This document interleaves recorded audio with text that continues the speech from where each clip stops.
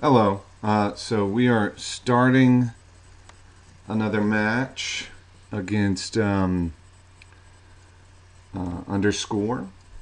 Uh, so I've got two swamps, him, curse scroll, two Liliana. I don't think I want to mulligan this.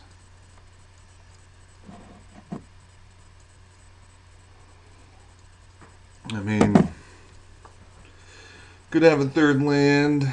Our opponent is mulliganing, so and we're on the draw, so we're probably all right. We're probably okay. I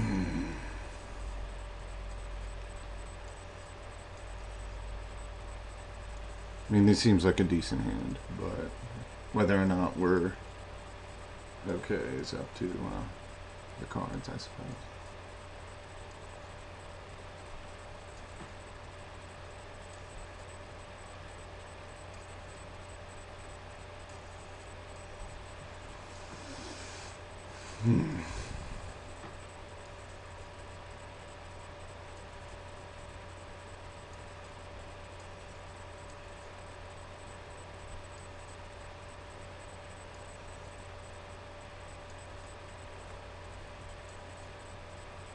Hmm.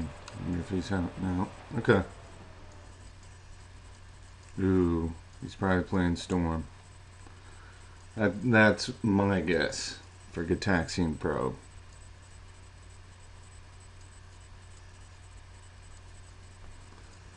That is my guess. Oh, no land. I would say he's on some kind of combo deck. Maybe could be Omnitel. We'll see. We'll see if we get another turn. Drove him to Turok. Seems decent.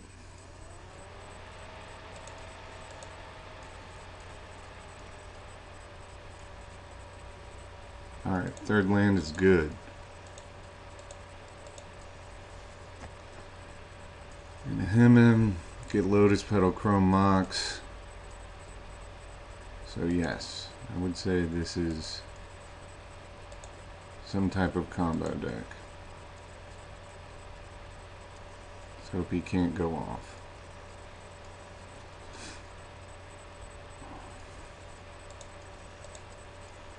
Now there's a choice here between casting him and casting Lily. I'd say him is still the better move right here.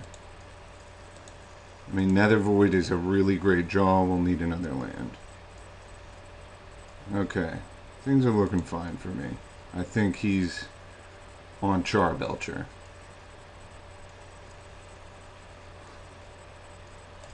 He says, nice play, thanks. I mean, it wasn't...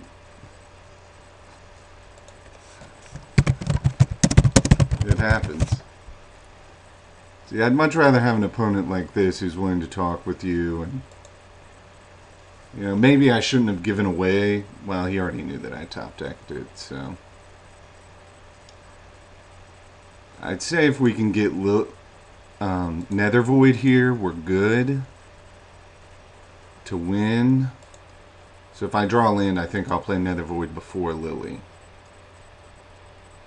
I did draw land, so I assume he's just going to concede when I play Nether Void.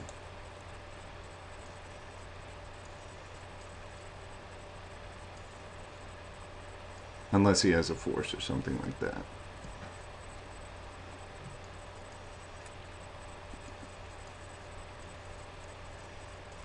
Yeah.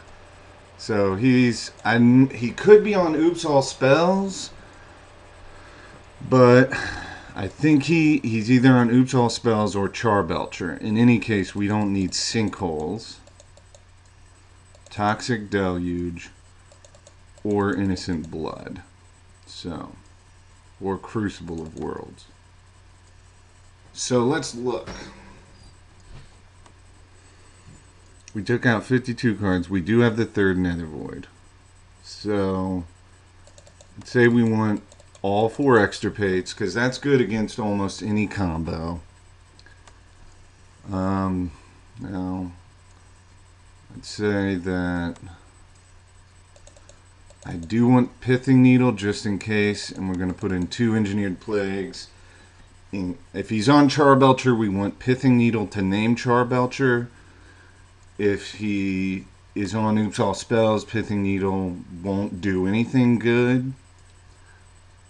Well, I could name Azama, Lady of Scrolls, with Pithing Needle. And if he Engineered Plague is good against both Oops All Spells and Charbelcher. Plague can name Goblins if he goes Empty the Warrens, or Plague can name Illusion so that Oops All Spells can't use Dread Return. Won't be able to sacrifice the Narcomoebas since they'll all go directly to the graveyard. So we'll see how it goes.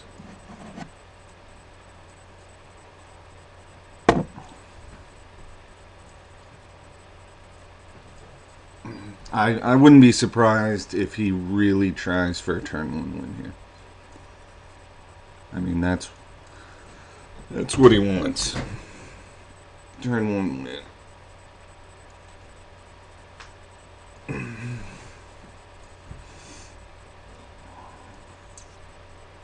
I don't know why he is hesitant about choosing to play first.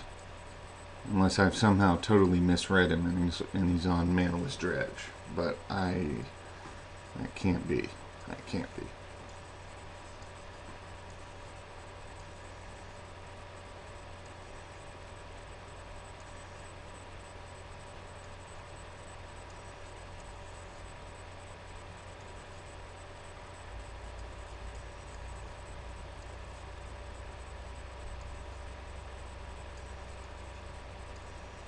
Okay.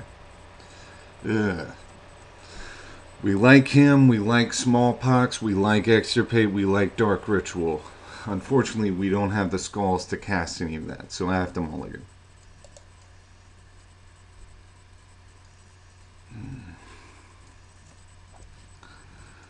Now, if he's on Oops and I get a turn, Extirpate wins me the game.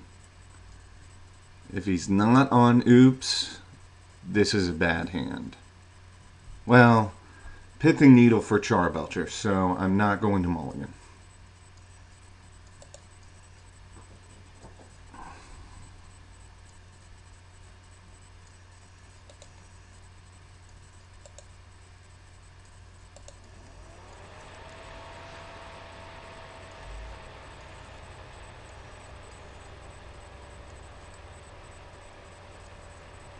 I assume he's on Oops. I mean, I have Plague for Empty the Warrens.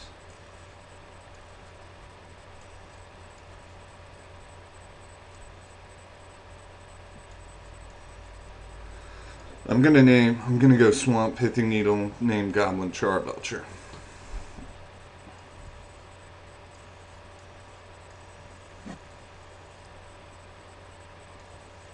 If I get a turn, he's trying to figure that out, whether he's going to go off. So we'll see.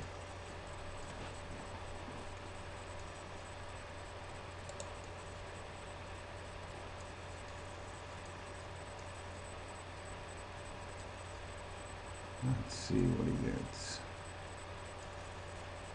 Narcomoeba. So he is, I assume, on Oops. All spells. He has to be.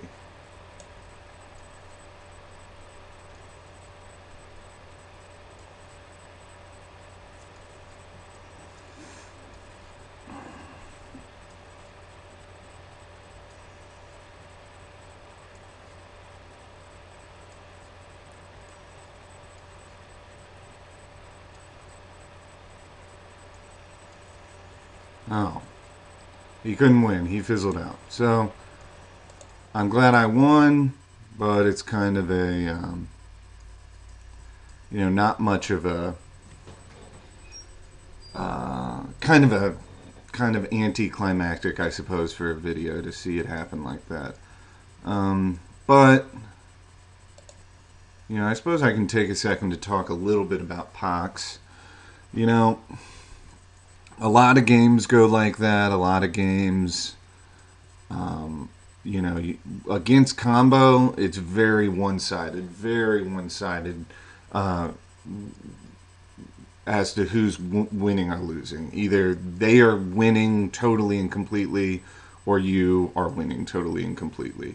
And my guess is there he miscounted his spells and just, or he couldn't go off that turn, and he knew I was going to lay a Pithing Needle on Azama, Lady of Scrolls, since he was on Oops all spells.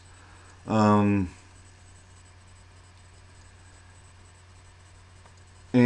that's just the way it is with Pox a lot. A lot of the time, you know, matches are lopsided. I remember reading an article by Reed Duke on Star City Games about how Pox can feel to people who don't play it. It can feel